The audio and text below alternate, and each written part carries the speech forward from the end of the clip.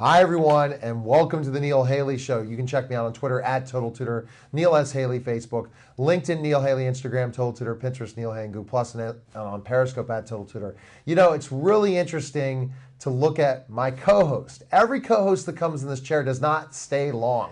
One went on to WQED, another one went on to other jobs in Jarrett, but my co-host now is also an analyst with ESPN. When you first came to me and said, hey, I need to get some camera experience, I'm going to contact you, Neil. And that's what happened. So I'm excited to welcome my co-host, Coach Karen Hall, WPL Hall of Famer, ESPN analyst, all the different things. We'll have to put that when we get your Twitter running, when I'll be running your Twitter. Yes. But how are you? And I tell you what, the guest we have today, I'm so excited about because, again, it's a relevant guest. It's somebody who is probably the best coach right now in the area with winning in a way that have done something and have taken talent to the next level. So who is our guest? Well, I'm excited to have one of my colleagues, Coach Dan Burt, head women's basketball coach from Duquesne University. Welcome. Thank you, Karen. Thank you, Neil. I appreciate you both having me here. Good. Well, we're excited about today, so let's jump onto the court to say that. How about that? So talk to us right away about where you're from, and then let's get into the actual coaching part of you. Well, I'm from Washington, Pennsylvania, so I'm a WPIL product and definitely grew up on the Steelers of the 70s and the Clark's music of the early 90s and things like that. And I was fortunate enough to play basketball at West Liberty State College, which is now West Liberty University and one of the top Division II teams in the country in men's basketball. And I spent my career as an assistant 3 years at West Virginia as the third assistant, and 3 years at UNC Wilmington as the second, and 3 years at Bucknell as the top assistant before coming to Duquesne University as our top assistant for 6 years underneath Susie McConnell Serio. And 3 years ago, I was fortunate enough that when Coach Susie went to Pitt, I was able to be named the head coach at Duquesne. And so we've had a nice run at Duquesne for a very long time, and the last 3 years have been especially special. So talk to us about why coaching, because you could have done many things, I'm sure. So did you fall into coaching? Did you know you were going that direction? This will probably blow your mind. I was a college basketball referee. Really? I was a college basketball official. I had just been accepted into a Division I conference as an official. And that was many years ago. I was 23, 24 years old. And I had the look and the mechanics, and I probably was going to go very far with that. There's a couple contemporaries of mine. One, Mike Eads, worked the Final Four on the men's side this year.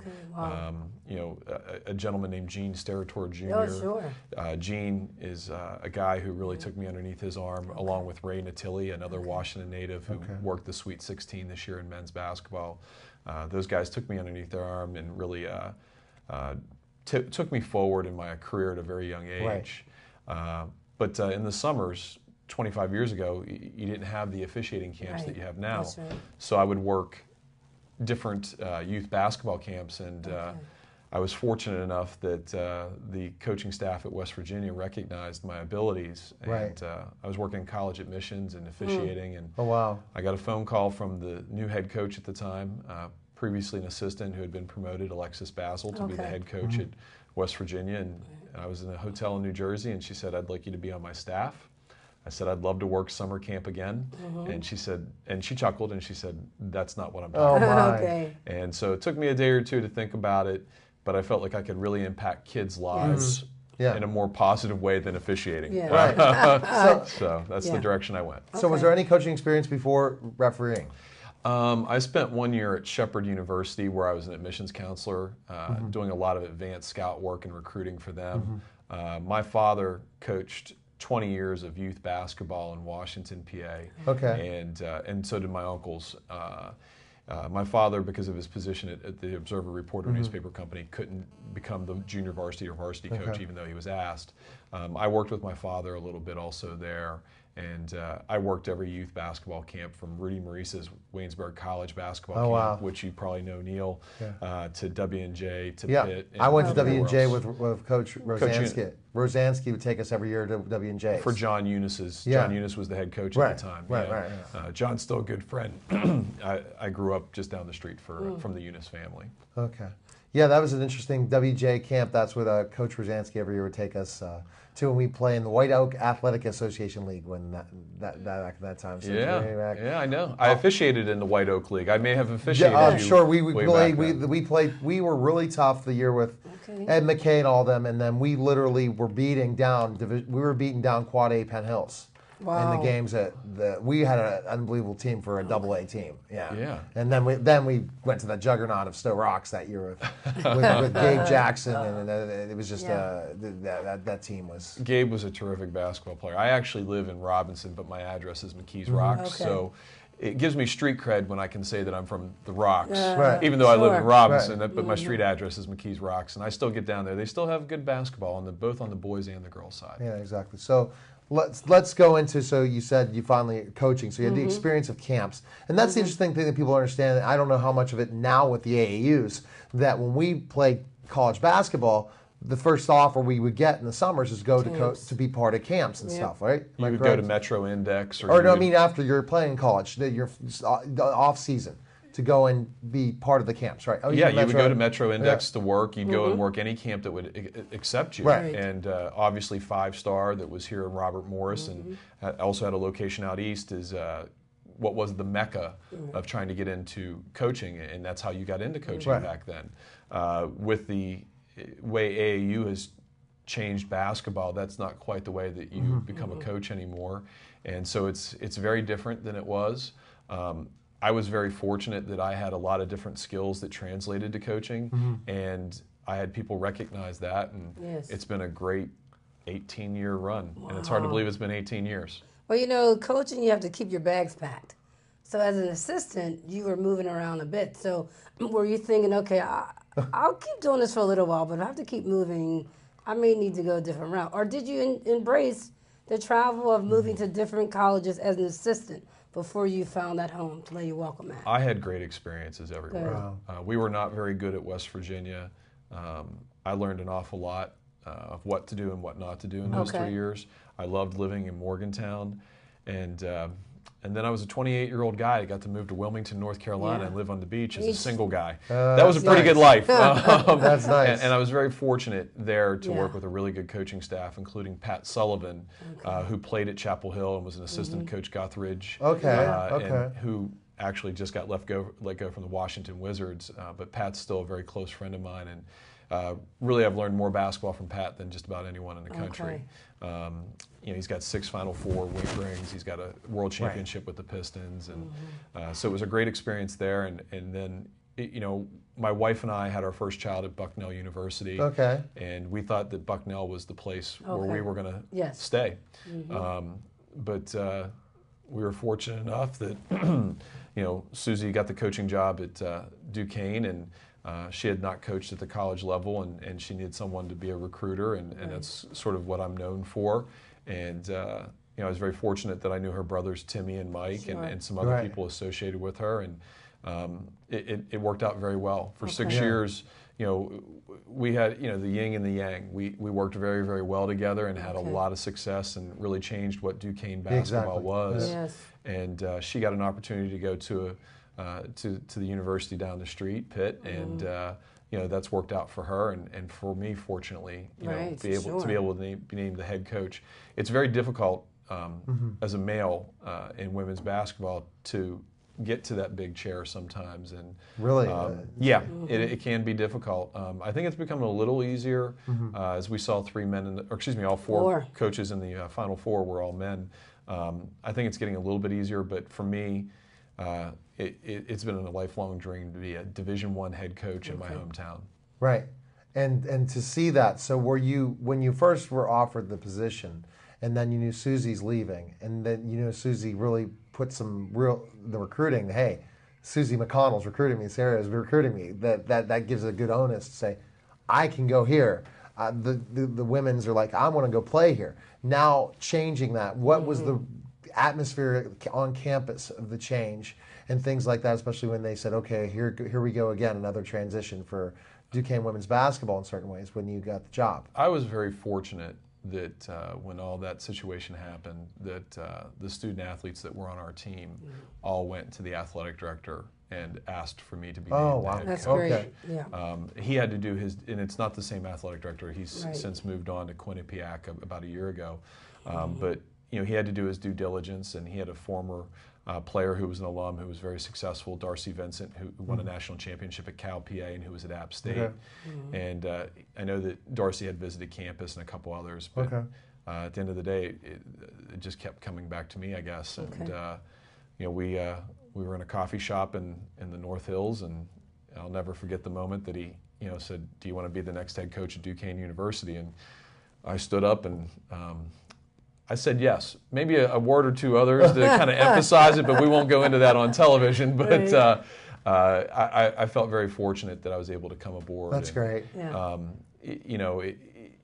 It's been a great run. We've won 71 basketball games in 3 years, and we've gone from 20 wins to 23 to 28 this past season, and we've improved every year. Yes, from the NIT, the WNIT second round to the WNIT Sweet 16 to the round of 32 in the NCAA tournament this past year before we played a little team called UConn. Yeah. Yeah. Which we're going to get to in the story for sure. Dan, I think that when you look at this and you say the program is going in this direction, how far can you take them?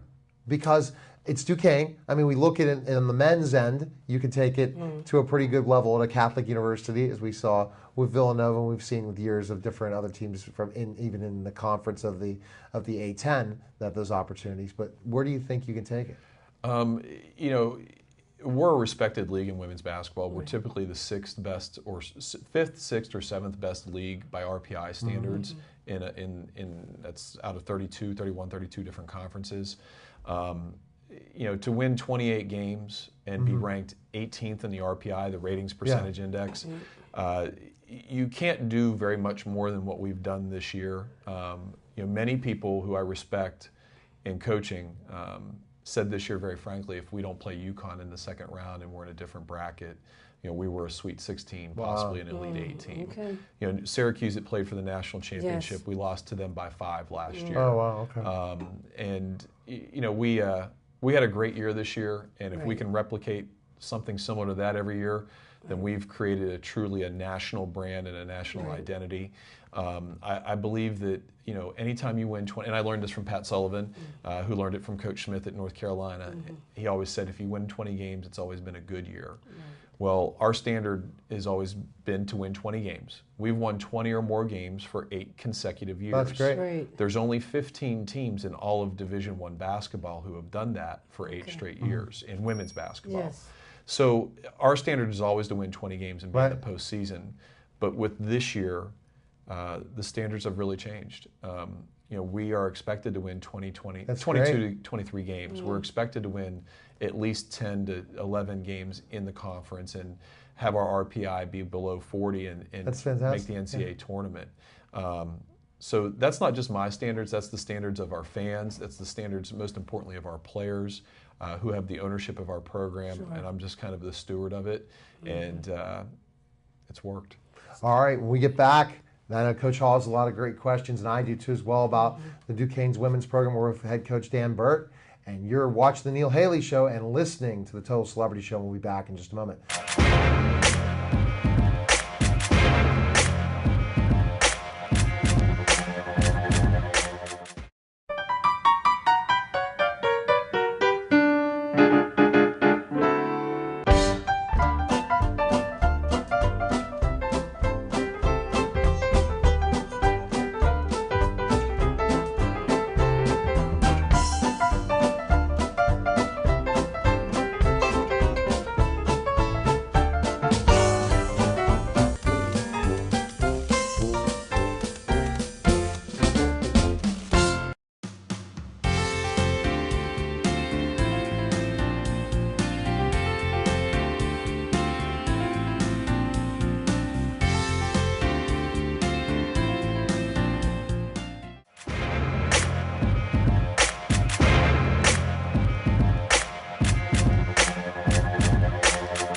We're back to the Neil Haley Show. Twitter, Total Tutor Neil Haley, Facebook, LinkedIn Neil Haley. Instagram, Total Tutor, Pinterest, Neil Haley, Google Plus, and also on Periscope at Total Tutor. And hopefully NeilHaley.com will be up by the time this interview airs, because again, I do like 5-6 shows every time, and it's no big deal, especially when I started out this morning interviewing an author who wrote about the Kardashians. So that was interesting. So you never know what happens. And again, Coach, I tell you, another awesome guest. You just keep getting them. Now, what do you think, looking in a different, watching Dan, Right. and how do you know Dan? Well, through women's basketball. I mean, Okay, so it's how a did you small guys meet? circle. And I actually knew his assistant very well, Eddie Benton. And through Eddie, I actually met Coach. And, I worked the Atlantic 10 tournament. Oh, which yeah, you remember Duquesne talking- is in the which you tournament. talked about on the so show you have an before. opportunity to still talk to coaches and been able to kind of get to know Dan a little bit more. And, to the extent to having him on our show today. But I want to talk about the culture, because I started my career at Duquesne as an assistant, and it's come a long way since that time. It has. So you change the culture on campus within the student athlete circle. So, but you graduate kids each year, or once they become a senior. So how have you developed a culture amongst the players to where when you have new recruits and new players come into the program, that they are now saying, this is the way we do it here at Duquesne. Right. So the coaches have what you do.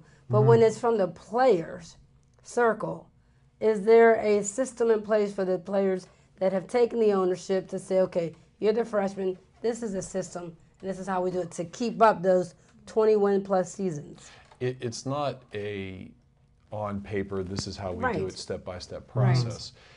It starts with the recruiting of the player. Yeah. Yes.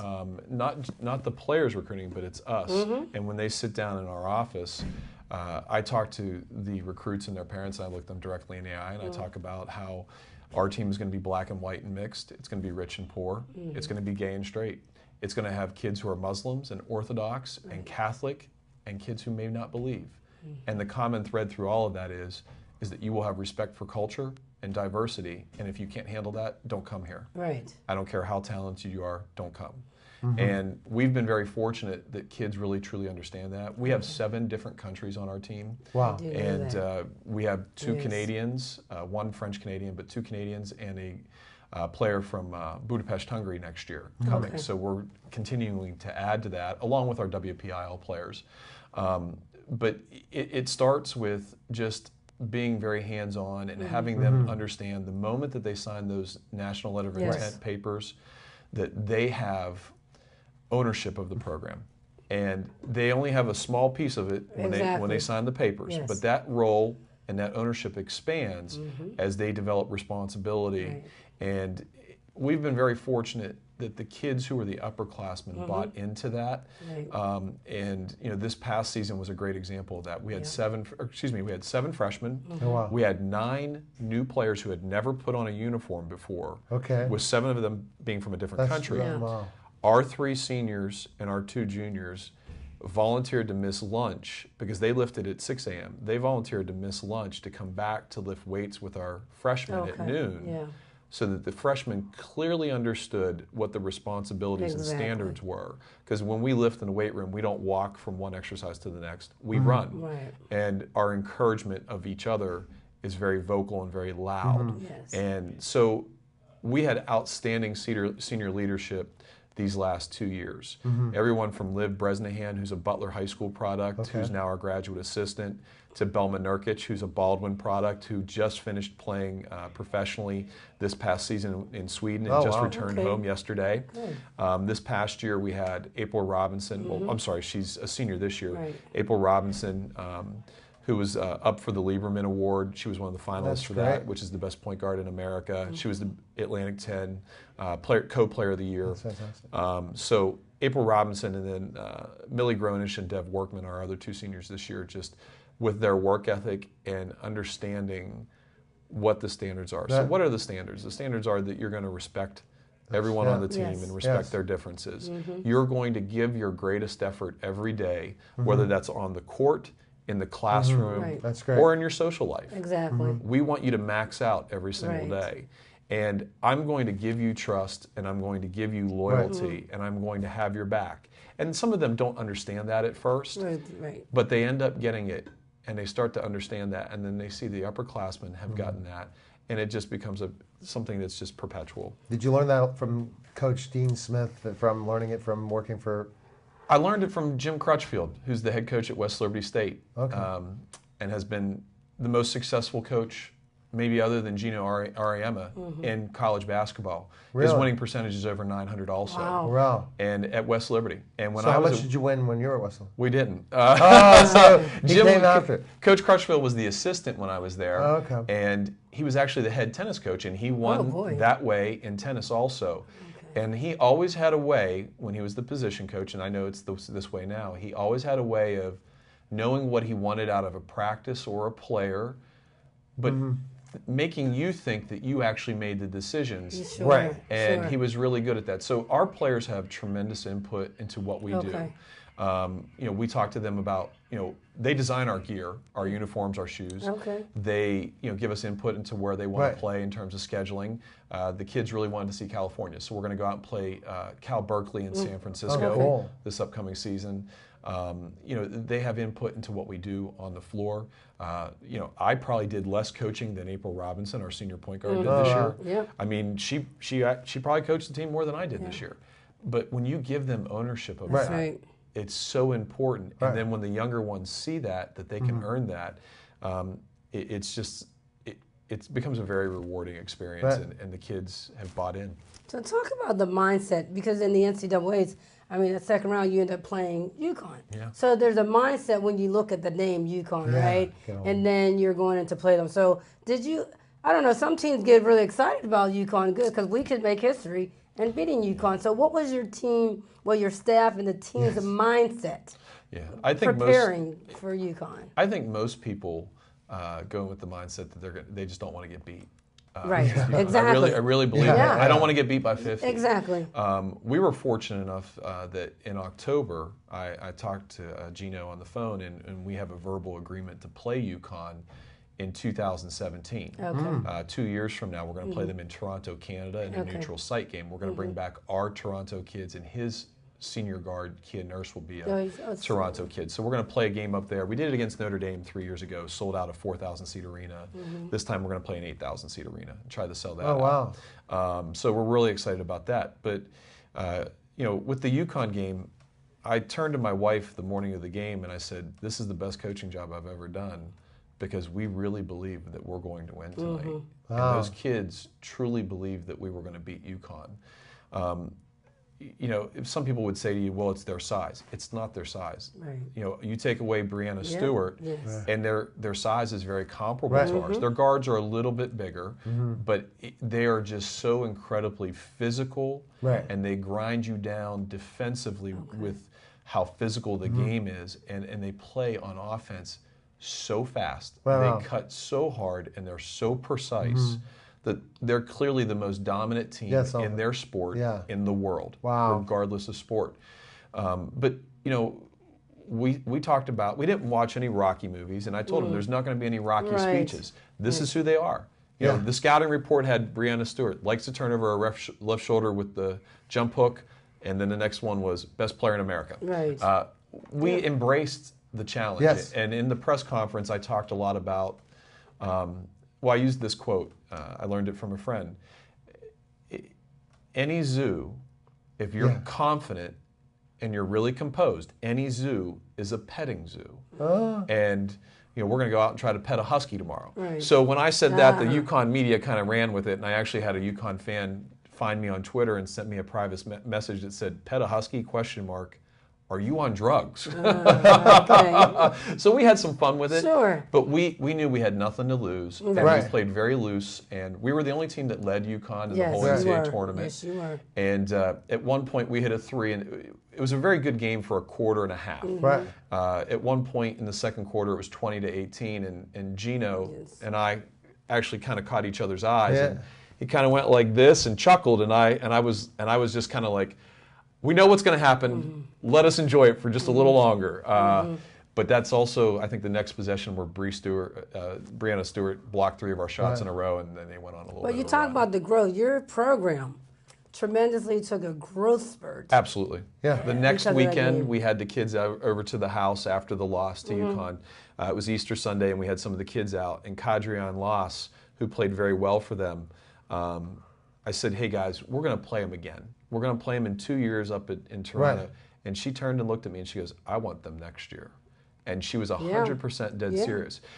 What people don't understand is because we have a large foreign contingent, Yes, our kids have played on their national team, and they've Right. played and had success against these players that play at UConn Right. in world championships and FIBA Right. events. And so our kids didn't put them on a pedestal. Right. Exactly. And we look forward to December 22nd, 2017. It's circled Or on the you'll calendar. see him, or you'll see him in the NCAAs. NCAAs again, in Yes. the Final Four, right? Yes. Well, let's worry about Lehigh on November Yeah, 15th Yeah, first. exactly. See what I just talked about, but meaning at least the opportunity, another NCAAs. Better not place them then, place them in the Sweet 16 for you, right? It's Yes, not like exactly. It's something else, and this has got to help the recruiting this year. It's got to help with what you've done. It's really helped in recruiting. We've heard from more people than ever. The most difficult part about it is that we only have one scholarship remaining between the 2016s, who are seniors, and the junior class, the 2017s. We only have one scholarship because we already have all of our players verbally committed. Okay. We're actually recruiting sophomores and freshmen and Are you eighth kidding graders. me? Wow. I've offered 2 eighth graders. I've Wow. offered 3 freshmen in high school.